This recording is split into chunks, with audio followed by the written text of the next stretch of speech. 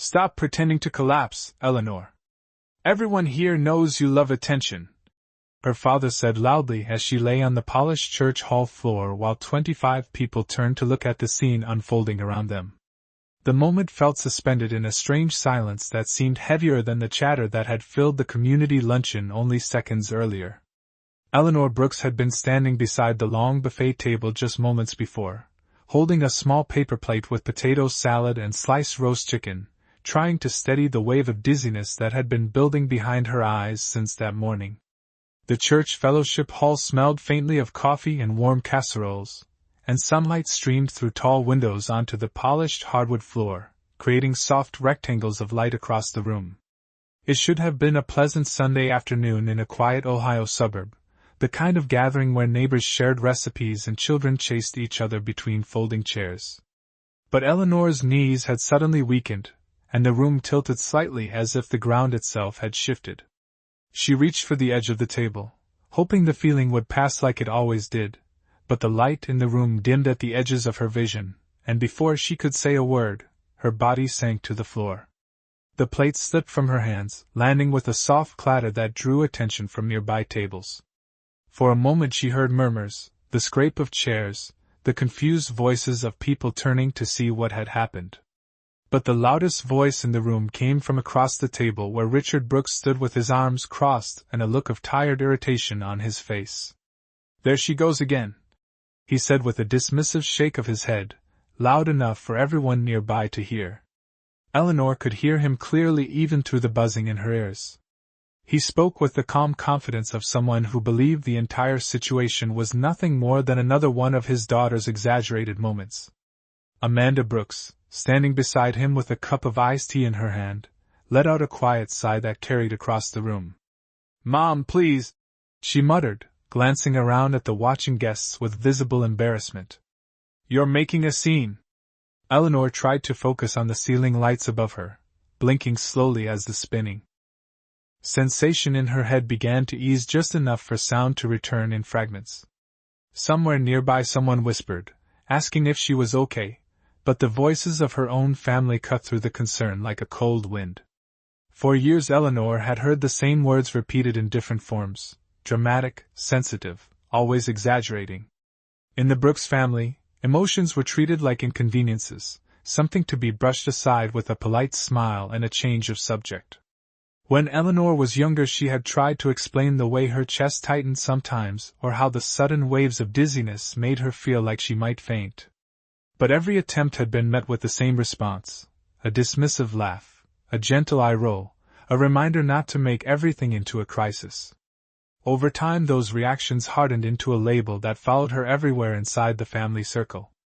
The dramatic one. Even now, as she lay on the floor surrounded by startled guests, Eleanor understood exactly what they believed they were seeing. To them, this was simply another performance. Another moment where she had somehow turned an ordinary Sunday gathering into something uncomfortable. What none of them realized was that the room had grown completely silent, and every word spoken by Richard and Amanda had been heard clearly by 25 people standing only a few feet away.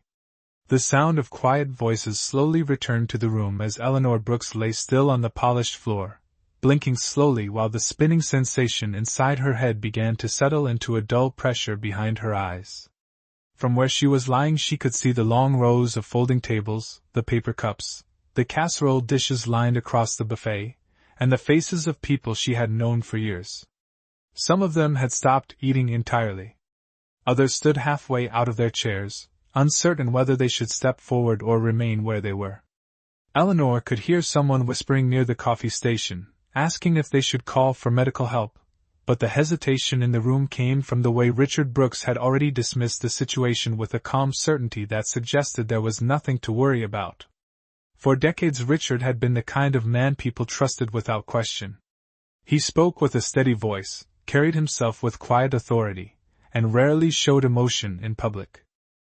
When he said something was not serious, most people believed him. That confidence had shaped the way Eleanor's experiences were interpreted inside their family for years. Growing up, she had often been told that she reacted too strongly to small problems. If she became anxious, it was labeled as overthinking. If she became upset, it was called exaggeration. The phrase drama queen had started as a joke when she was young, something her parents would say with a laugh at the dinner table when she tried to explain how she felt about something. Over time the joke stopped sounding like humor, and began to feel more like a definition. By the time Eleanor reached her 30s, the label had settled into the family dynamic so deeply that it followed every conversation about her health or emotions. When she mentioned feeling dizzy during a family barbecue a few years earlier, Amanda had rolled her eyes and said it was probably because Eleanor skipped breakfast. When she once described a sudden tightness in her chest after climbing the stairs in her small 2-story house, Richard had simply told her she needed more exercise and less worry. Those moments had seemed small at the time, the kind of comments families made casually without thinking much about them. But as Eleanor lay there listening to the uneasy silence around her, memories of those conversations drifted through her mind with surprising clarity. She remembered sitting alone in her kitchen months earlier, staring at a glass of water while waiting for another dizzy spell to pass. She had considered scheduling a medical appointment then, but the voice in the back of her mind repeated the same words she had heard all her life. Do not make a big deal out of it. Do not turn a simple problem into a dramatic story. Now, in the middle of the church fellowship hall with sunlight falling across the wooden floor beside her, Eleanor realized how thoroughly those words had shaped her decisions. What she did not yet realize was that the quiet concern spreading across the room had nothing to do with embarrassment or annoyance. The people standing only a few steps away had heard everything Richard and Amanda had said, and the expressions on their faces were beginning to change from confusion to something much more serious. For several seconds no one moved, and the quiet tension inside the fellowship hall began to feel heavier than the conversations that had filled it earlier that afternoon. Eleanor Brooks remained on the floor, her breathing slow and careful as the dizziness faded just enough for her to hear the low murmur of voices spreading through the room. A woman standing near the dessert table finally set down her cup of coffee and stepped forward with a concerned expression. Her name was Linda Carter, a retired nurse who had attended the same church for more than 20 years.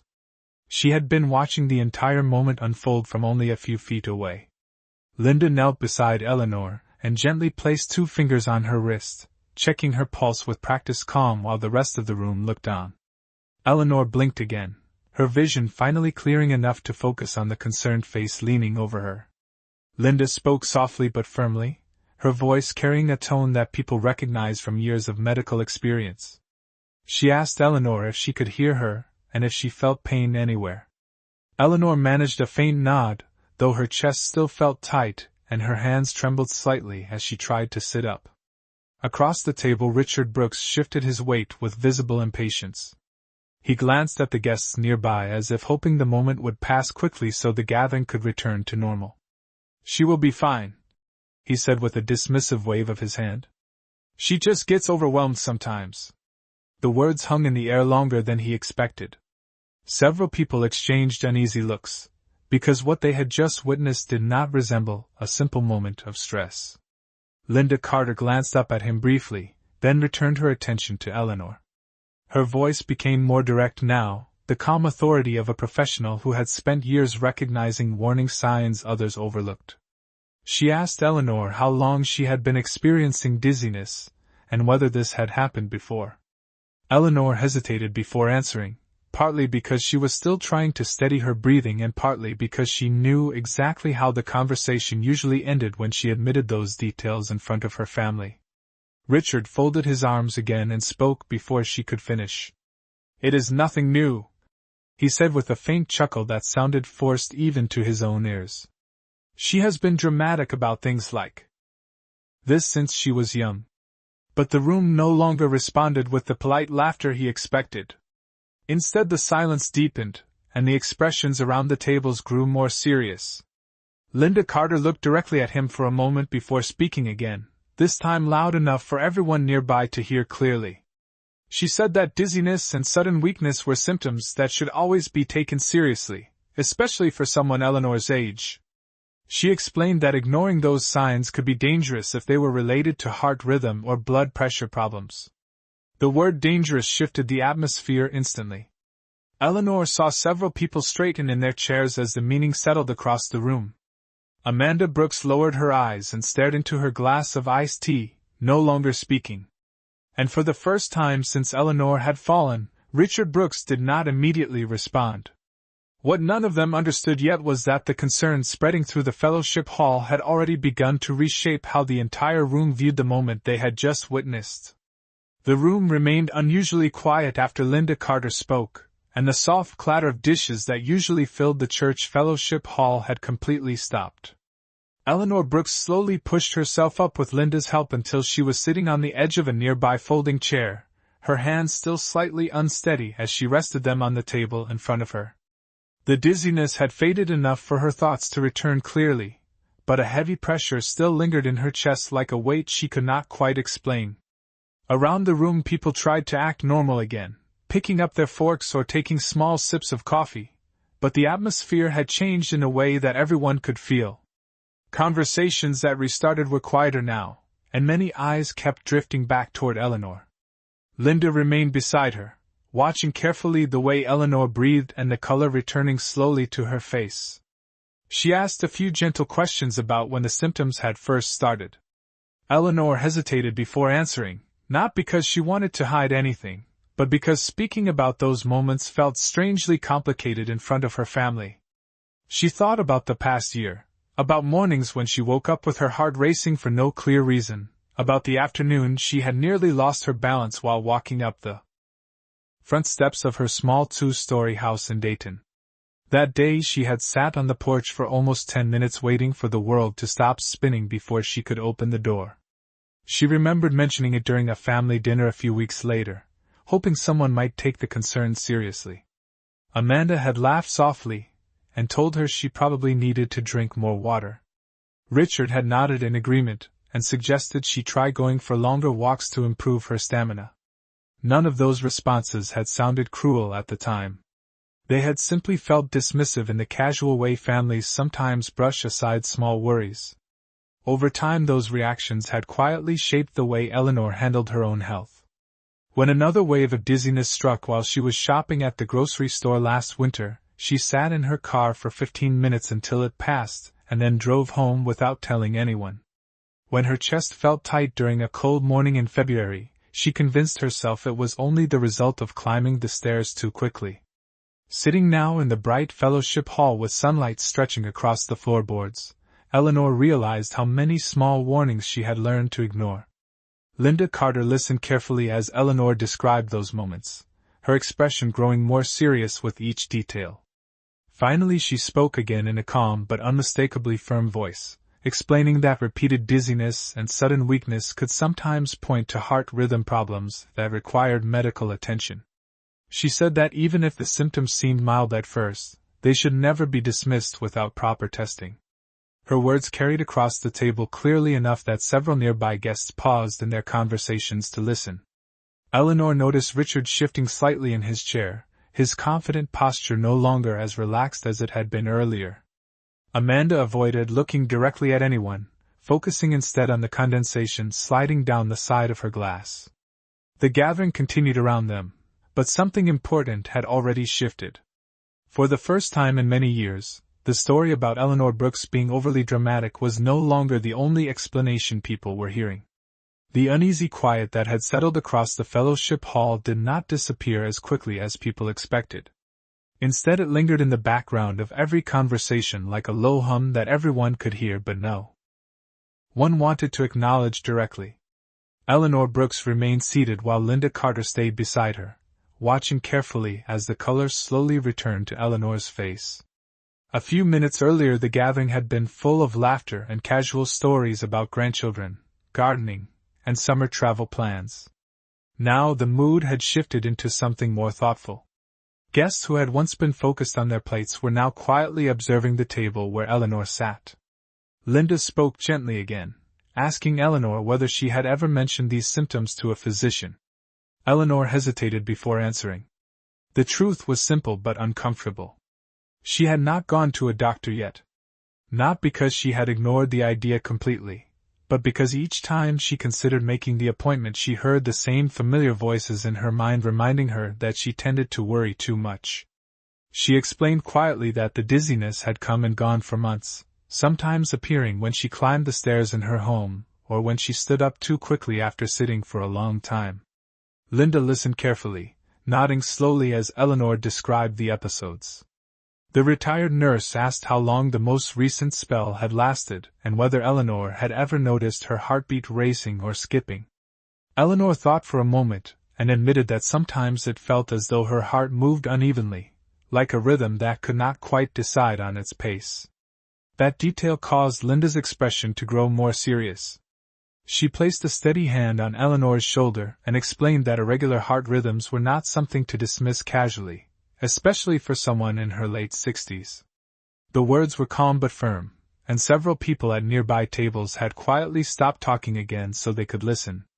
Richard Brooks shifted slightly in his chair, clearly aware that the attention in the room was no longer fading. For years he had been comfortable explaining Eleanor's concerns as simple exaggerations, but the authority in Linda Carter's voice carried a weight that could not be brushed aside with humor. Amanda Brooks sat beside him, staring down at the tablecloth while slowly turning her glass of iced tea between her hands. Neither of them spoke this time. Linda finally suggested something that changed the direction of the entire afternoon. She recommended that Eleanor visit the hospital immediately for a proper evaluation, explaining that dizziness combined with irregular heart sensations could indicate a medical condition that required prompt testing. The suggestion traveled through the room quickly, and several guests began quietly offering practical help. One man volunteered to call the local medical center only 3 miles away. Another guest offered to drive if Eleanor did not feel steady enough to travel alone. The sudden willingness of the room to take the situation seriously created a contrast that Eleanor could feel clearly. Only minutes earlier she had been described as someone who simply enjoyed dramatic moments. Now 25 people were looking at her with genuine concern, and the explanation that had followed her for years was beginning to sound less convincing than it ever had before. The suggestion to visit the hospital changed the atmosphere inside the fellowship hall more than anyone expected. A few minutes earlier the gathering had felt like an ordinary Sunday lunch, but now the room moved with a quiet sense of urgency. Eleanor Brooks sat still for a moment, absorbing what Linda Carter had just said. The idea of going to the hospital immediately felt both surprising and strangely relieving. For months she had pushed aside the thought that something might actually be wrong, convincing herself that rest and patience were enough to handle whatever her body was trying to tell her. Now, hearing someone speak clearly about possible medical causes made the situation feel more real than it had ever been before. Linda remained calm as she explained that a hospital evaluation would allow doctors to check Eleanor's heart rhythm, blood pressure, and oxygen levels properly. She mentioned that the medical center on Maple Street was only 3 miles away and had a cardiology unit that could run tests quickly. Several people in the room nodded in agreement. The man who had offered to call the hospital stepped outside into a hallway to make the call, while another guest, a middle-aged teacher named Daniel Harper, walked over and offered to drive Eleanor if she needed help getting there. The support unfolding around her felt unexpected. Eleanor had attended church gatherings like this for years, yet she had never imagined that a moment like this would reveal how many people were quietly willing to step forward when something serious happened. Across the table Richard Brooks watched the situation develop with a tight expression that was difficult to read. He cleared his throat once as if preparing to speak, but no explanation came. For a long time he had been certain that Eleanor's episodes were simply emotional reactions, something that would pass if given enough time. Now the confident tone he usually carried seemed to have faded under the attention of 25 witnesses who had heard every word spoken earlier. Amanda Brooks shifted in her seat, glancing briefly toward Eleanor before looking away again. Her earlier irritation had disappeared, replaced by an uncomfortable silence that spoke louder than any apology could have. Eleanor slowly stood with Linda's assistance, testing her balance carefully before taking a few small steps.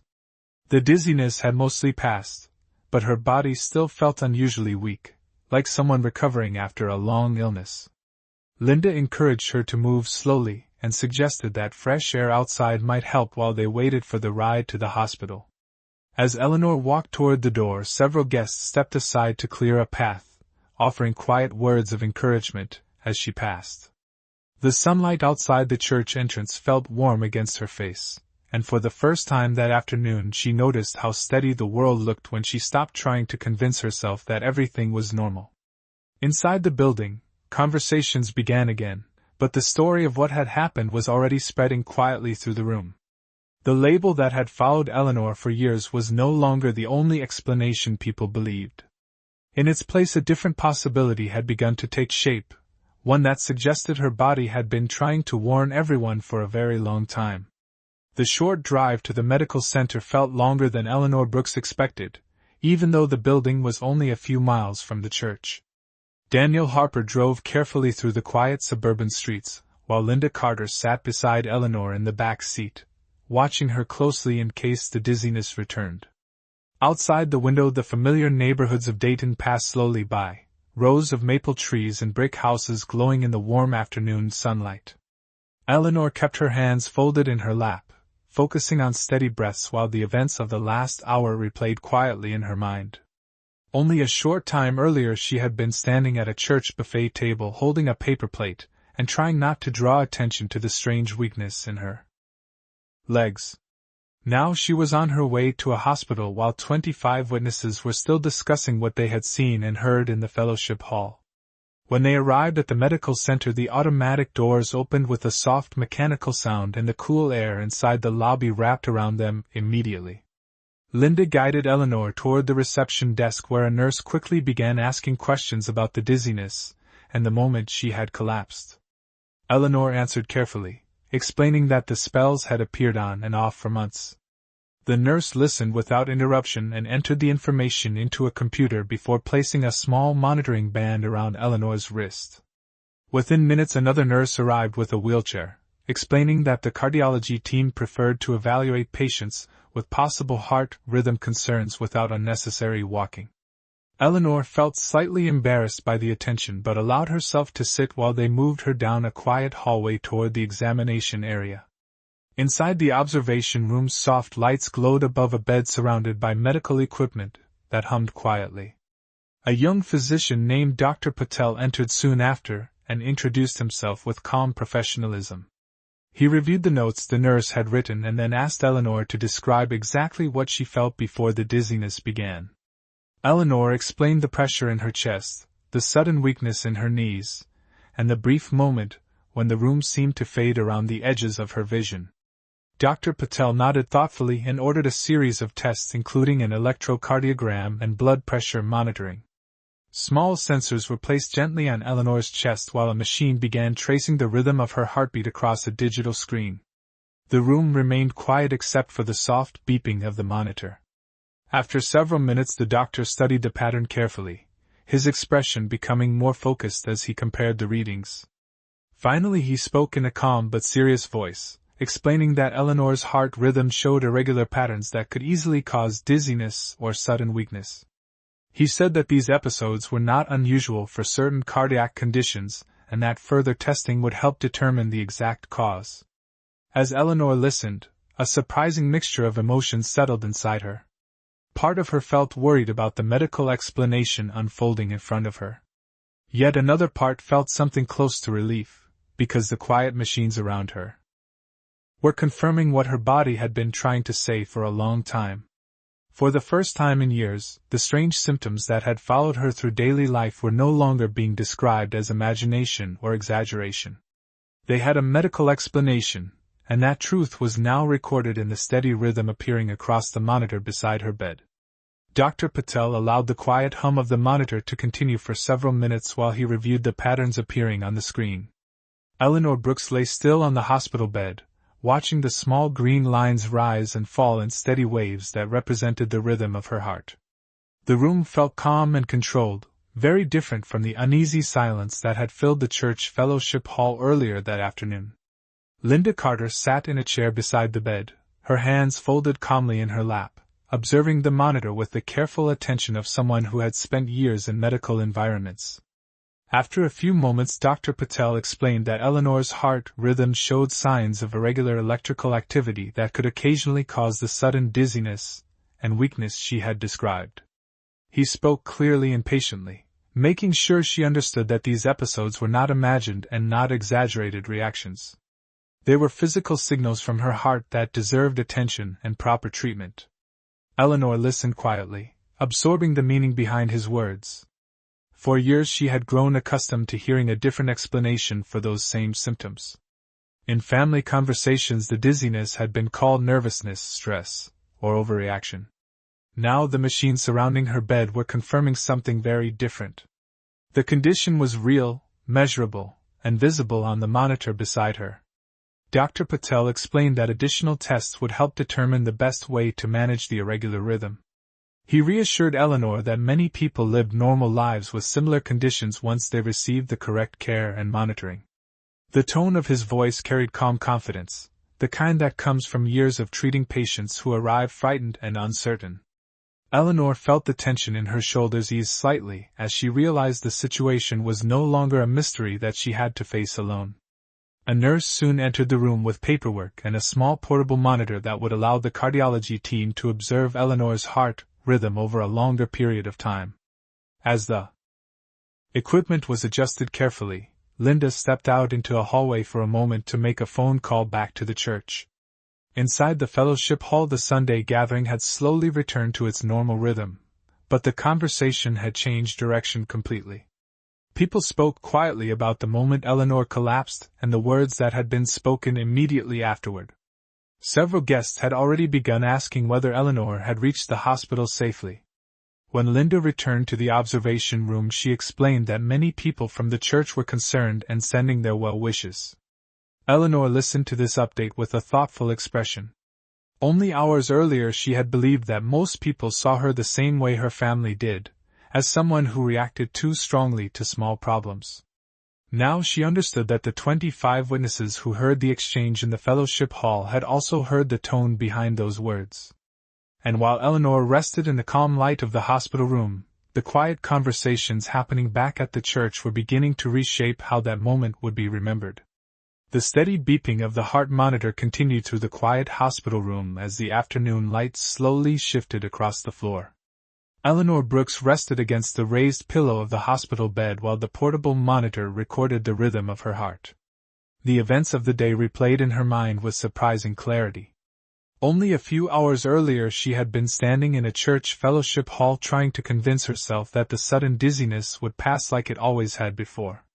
Now doctors had confirmed that her body had been sending real medical warnings for months. Dr. Patel returned later that evening with the results of the additional tests. His tone remained calm and reassuring as he explained that Eleanor's irregular heart rhythm could be managed with medication and careful monitoring. He emphasized that the most important step had already happened. The condition had finally been identified before it progressed into something more serious. Eleanor listened quietly, feeling a mixture of relief and reflection. The diagnosis did not frighten her as much as she might have expected. Instead, it answered a question that had followed her for years. The weakness in her legs, the sudden dizziness, the strange feeling of pressure in her chest had not been exaggerations. They had been signals from her heart asking for attention. While Eleanor rested in the hospital room, the story of what happened at the church continued to spread gently through the community.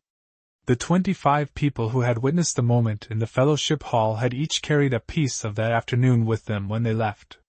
They remembered the sound of the plate falling, the sudden silence, and the words that followed. In the quiet conversations that evening, many of them spoke about how easily someone's concerns can be dismissed when a label is repeated often enough. By the time Linda Carter returned to the church later that night to pick up her car, several people approached her to ask about Eleanor's condition. She explained calmly that doctors had confirmed a heart rhythm problem and that Eleanor would receive proper treatment. The news moved through the group quickly, replacing confusion with understanding. Back in the hospital room, Eleanor sat quietly beside the window after the nurse finished adjusting the monitor. The sky outside had begun to fade into the soft colors of early evening. For the first time in many years she felt a quiet sense of certainty about her own experience. The explanation that had followed her through family conversations for so long no longer held the same power. The events of that Sunday afternoon had revealed something simple but important. When 25 people heard the same moment unfold, The truth had become impossible to ignore. And in the calm silence of the hospital room, Eleanor Brooks understood that sometimes the most powerful change begins when the right people finally listen.